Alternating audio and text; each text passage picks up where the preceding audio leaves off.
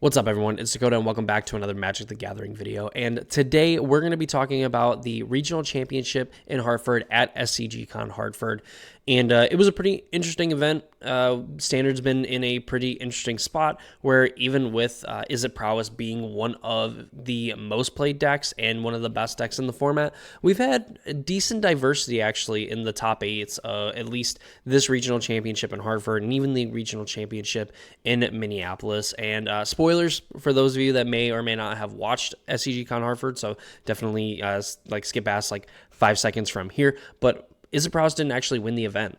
And it's actually really interesting considering, when we look at this metagame from the event, that it's kind of hard to believe that, the whole top eight wasn't Is It Prowess or whatever the case may be. And there's actually a decent amount of diversity in the top eight. But I think it goes without saying that Is It Prowess seems to be one of the most consistent standard decks to currently be playing in the format. Now, we have rotation coming up, not with the release of Final Fantasy, but the next Magic the Gathering set, I believe it's in August. It's around the time of the SCGCon, or not SCGCon, the Spotlight Series in Orlando, where we are getting the new set. We're going to have rotation and kind of fresh everything. And of course, some of the cards that we deemed kind of problematic are going to be rotating out of the format at that time. And we're going to be looking at a whole new standard metagame. But it kind of goes without saying that right now, at least for the next few months, I always think that standard is one of those formats where, we have to care about this format, for, 24/7, 365. I don't think that you can necessarily, have kind of like these lame duck like dead formats. And you can argue that,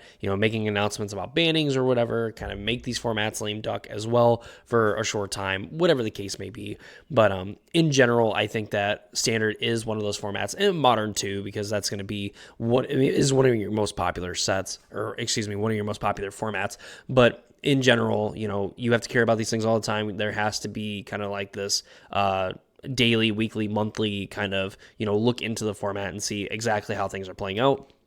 I wouldn't necessarily say a deck that is seeing a lot of play is necessarily problematic, but when you reach numbers like this, I would say that it definitely starts to encroach on a problem. So we're going to be talking about the day 1, day 2 metagame breakdown of SCGCon Hartford, or the regional championship in Hartford, and just kind of ranting a little bit about the standard format and things like that, and kind of going over some thoughts that we can kind of gather from this event as always. But really quickly, before we get into the metagame breakdown for the regional championship in Hartford, if you're not subscribed to the channel and you want to see more videos from me where we do event breakdowns such as this, whenever they happen, we like to cover the Pro Tour, the World Championship, regional championships, things of that nature. We're getting 2 regional championships every regional championship cycle, so that's really exciting, really fun to kind of look into the metagame and take a deep dive. So if any of that interests you, please consider subscribing and ring that notification bell so you know when videos get posted. It's a free, easy way to support me and my content. And if you'd like to go even further and you want even more content, you can go down in the description down below.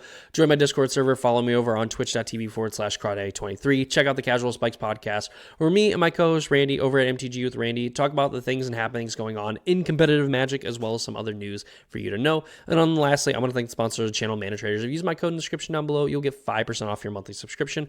You can go ahead and sign up over at manatraders.com, and then you can go and play basically whatever decks you want in whatever formats you want, whenever you want. It's a really great service. It's easy for me to just be able to swap between decks, figure out exactly what I like. Of course, making content is a million times easier when you can play basically whatever you want. And on top of that too, the longer you are subscribed to them, you do get these bonuses. You eventually get more incentive. You end up getting like a cheaper subscription monthly, things like that. So definitely go ahead, check out Manatraders. I want to thank them again for being a sponsor of the channel. Now let's go ahead and check out this metagame breakdown from the regional championship in Hartford, Connecticut. So here's the day 1 metagame breakdown for the Hartford Regional Championship. And obviously, the big boogeyman in the room is this 36.3% of the metagame being Is It Prowess. This is absolutely insane to think about when I believe it was like 35% of the metagame on day 2 of the Minneapolis Regional Championship and like 33.5% on day 1 of that same regional championship.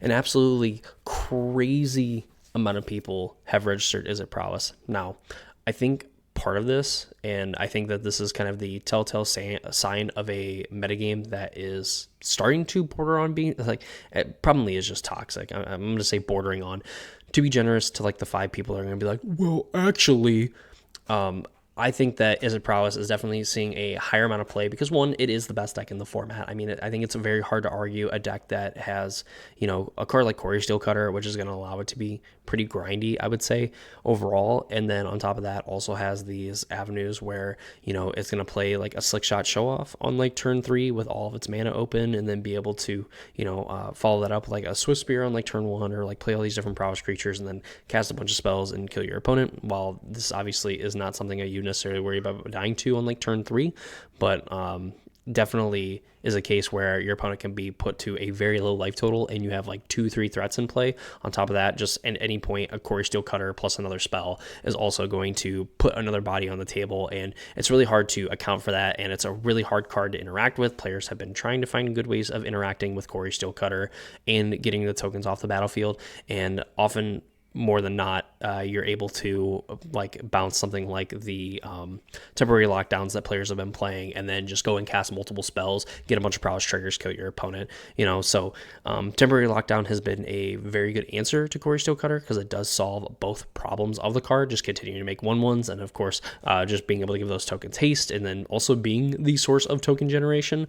But it's definitely not the end all be all. We've even seen High Noon not really be the thing that is the end all be all for that matchup either. So I think we're getting to this point where Is It Prowess is more worried about Is It Prowess than it is about the rest of the metagame, because it is still able to apply immense amounts of pressure early on, while also being able to tech for the mirror. So I think the reason why we see 36.3% is because we're getting to the point where it's more beneficial for the Is It Prowess decks to basically tech for the mirror for the players that are trying to be a little bit grindier than it is, trying to be a little bit grindier, and also trying to win games very quickly, which definitely punishes a lot of the other mid-range decks in the format. And I think that's kind of why we would see things like Esper Pixie and like even the Dimir mid-range and like the Mono Black Demons deck, and even the Zur Overlords deck, which, remind you, won the last Pro Tour at Pro Tour Aether Drift, that it's just more beneficial to...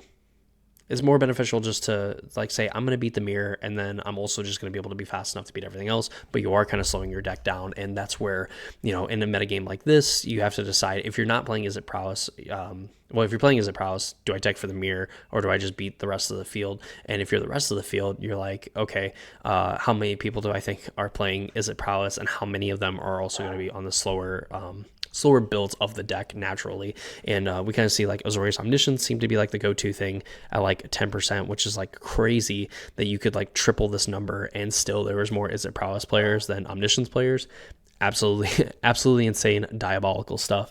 Oculus seemed to be like I thought it was a pretty good answer for the Is It Prowess decks. I think maybe with Is It Prowess going a little bit bigger, maybe it's a little bit tougher, but I also think that Jeskai Oculus also has a lot of like pretty powerful, like Steam Core Scholar plus like prosthetic memory is absolutely insane. Just making a really big Vigilance Flyer that's just going to be able to block, and your opponent's got to put a bunch of resources into something like a Slick Shot Show Off to be able to beat that. Plus also like Drake Hatcher having to like go through and get through damage.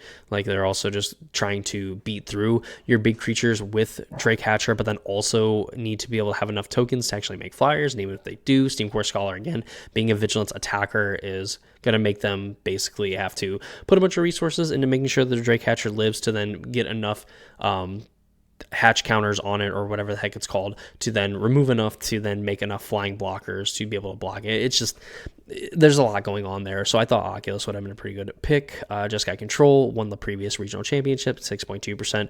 Zur Overlords, Mono Red Aggro, 4.2, 4.1. And here's where really the big difference and like kind of the gripe I have currently with Standard, because I aside from, Is It Prowess like being 36% of the metagame, I think is the big problem. Well, there's two ways of approaching this. All right, when Is It Prowess decides it's going to slow down because it means it's going to be better against the mirror, and of course, 36% of the metagame would say that like you are correct to kind of be this little bit grindier, especially if your opponent's going to kind of dig in and do the same thing. It's going to be about maximizing, the amount of, basically the value that you get from whatever spells you play. That's essentially like kind of mid-range 101, I would say. But you're kind of attacking the metagame from two different places by playing Xur Overlords or Mono Red aggro. If the metagame's a lot slower, Xur Overlords is absolutely insane because it just goes bigger than anything else in the metagame, and it does it a lot faster than a lot of the other mid-range decks. While your opponent's playing like turn 3 Kaito, which is pretty powerful, your opponent just getting to play an Overlord of the Hauntwoods on turn 3 to make a treasure token, or not a treasure token, to make an everywhere land token that's every basic land type, meaning that on the next turn you're able to play a thing, or end up the Beanstalk plus a Leyline Binding to then end up getting rid of something, or just being able to go like Xur into like land drop plus animate Hauntwoods, attack, make another token, and then gain 5 life is insane, especially when the format is still relatively aggressive, or at least Izzet Prowess is still relatively aggressive. And then of course Xur having flying 2 is very awkward for those players as well. So I think that's one way you can kind of approach it. If players are going to be playing a little bit slower, playing this deck that just goes a lot bigger than anything else is able to gain a ton of life and just really grind with really any deck in the format that wants to play a longer game. I think Xur Overlords is a great choice. On the flip side of that, Mono Red aggro is also kind of the like, hey, I'm going to constantly apply pressure to you, and then you have to answer these threats. And then even if you do manage to answer these threats, I've already dealt 12, 15 damage with these things. Like kick burst lightnings and lightning strikes and things like that are going to end up doing you in, on top of the fact that Heartfire Hero is a, still probably one of the best 1-drops in the format, that even if your opponent kills it, which there's not too much. I mean, now that Mono Red is kind of playing like Torch Tower instead of burst lightning, it does make things a little bit more awkward, because the Heartfire Hero doesn't necessarily die, but this is still like hey, if you kill this creature, it's going to blow up, and it's already dealt a ton of damage through combat. Now it's going to deal even more damage by just blowing up. So in that, again, the fact that you're adding constant pressure to your opponent as well is definitely a good way of approaching this metagame. But by and large, I think this metagame overall is insanely toxic. I mean, I think that Izzet Prowess, and I mean, look at this day 2 metagame as well. Thank you, Reddit, because for whatever reason, Star City didn't post the day 2 metagame, which I do not blame them from this. 41% of the metagame was Izzet Prowess on day 2. We went from 35%, what did we have, like 36%? All the way up to 41%, a 5% increase, and essentially everything else didn't really even make that big of a gain either, as big of a gain as Izzet Prowess, which is insane. You had 91 players on Izzet Prowess, and then you had 22 on Azorius Omniscience, which I believe is, well, technically like a 1% drop in its metagame share. And then you actually had Dimir Midrange kind of popping up here at 7.2%, Jeskai Oculus, Mono Red, Xur, Jeskai Control, things of that nature. This is absolutely insane.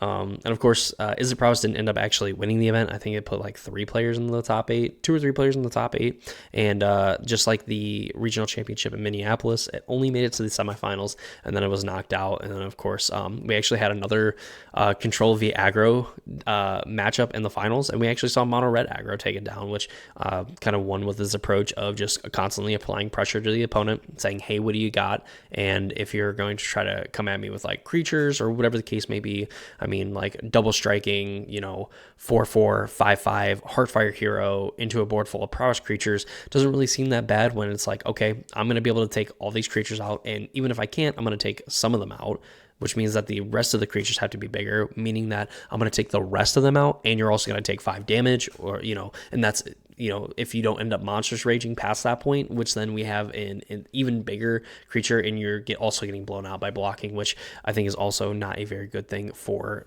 standard as a whole when you want to kind of incentivize combat. But that's going to be something that happens in a few months with rotation, a few months after we have Final Fantasy release, so it's going to be pretty interesting there. But yeah, this is basically my big complaint for standard currently, is the fact that Izzet Prowess is one of the best decks in the format, and we've already gotten to the point now where it's like, okay, they're going to cannibalize each other by figuring out like, okay, do we play more aggressive and we punish all the decks that are looking to play slower and capitalize on the fact that a lot of the other Izzet Prowess players are playing more Drake Hatchers, they're playing more of these like cantribute type cards, and they're kind of sitting back, and they're going to rely on like getting value from like Corey Steelcutter, and then of course Drake Hatcher being their main 2-drop, so then they can make Drake tokens and be able to kind of beat in that way? Or do we Or do we play that kind of version of the deck and we prey upon the other Isn't Prowess players and we're a little bit worse against the other decks that are looking to play like a slower game in the metagame because we just don't have that burst of damage where we're going to be able to deal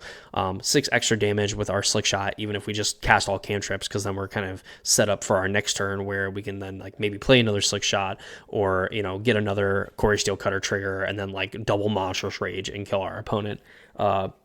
Basically through any kind of interaction that they have, unless it's like interaction for all of our Monstrous Rage things, which even then, you know, we're casting a bunch of spells, our prowess creatures are going to get there anyway. So there's definitely this contention there. And I think that's something that we learned from the weekend here is that essentially in this metagame, I think if you want consistency and you want the best chance to win, Is It Prowess seems to be kind of the go-to thing. And the big decision now is which one is the best version. Is it the mid-range versions that, again, are better against the mirror, but maybe a little bit worse against the field that is looking to trend towards playing mid-range, which we aren't seeing a lot of, you know, the red aggro decks and some of the other aggro decks in the format. We're looking at these other, you know, kind of, you know, like Orzhov Pixie. They're looking to kind of do the Esper Pixie thing.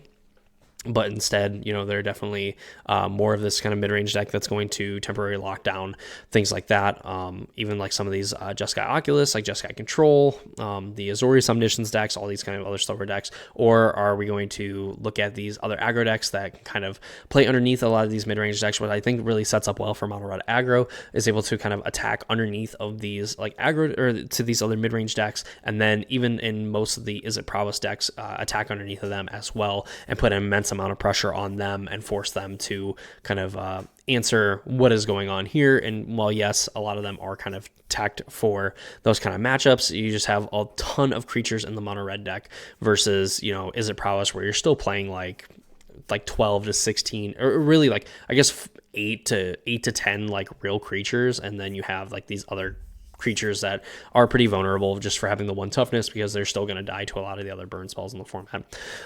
Even going further than that, it seems like aggro is like the best way to approach the standard format. Monstrous Rage is still probably one of the best red cards. I mean, it's probably the second best red card now. I think Quarry Steel Cutter definitely is going to be a more problematic card going forward. Obviously, Monstrous Rage is going to rotate out of the format, so maybe not necessarily fair on that part.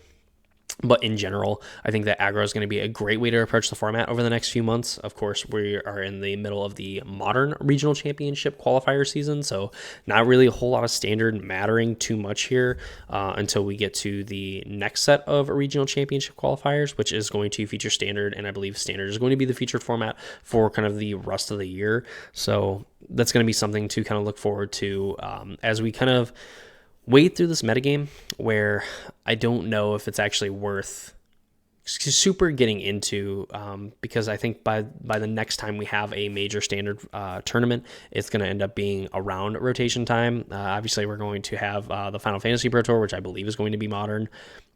From what I understand, I think it's modern. I wouldn't be surprised if it's standard, and then the next whatever space set is going to be modern.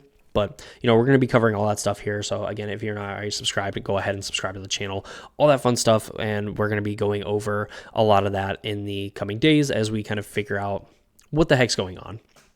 And really, standard, while the diversity, like, towards, like, the very tip top, again, like, the top 8 was relatively diverse, I think that we are kind of coming to a head where this is not sustainable. Is It Prowess and like it cannibalizing each other and like these other decks kind of, like, we can argue if this is like healthy or not, where it's like, okay, well, as long as it's not winning 60% of its games, 58% of its games, like, who cares? Like, this isn't like an issue necessarily, even if there's like a ton of people playing Prowess. I just don't think, generally speaking, I think competitive players necessarily maybe don't like playing against the same deck over and over again, unless you're like absolutely teched for it and you're like, I'm only going to beat this deck, then maybe you're having a lot of fun. But I think just in general, I don't think people like going to a tournament and being like, I played like 4, 5, 6 rounds and played a top 8 and I played Is It Prowess and like 5 or 6 of my games where, it's like 2/3 of your matches were against Is It Prowess. And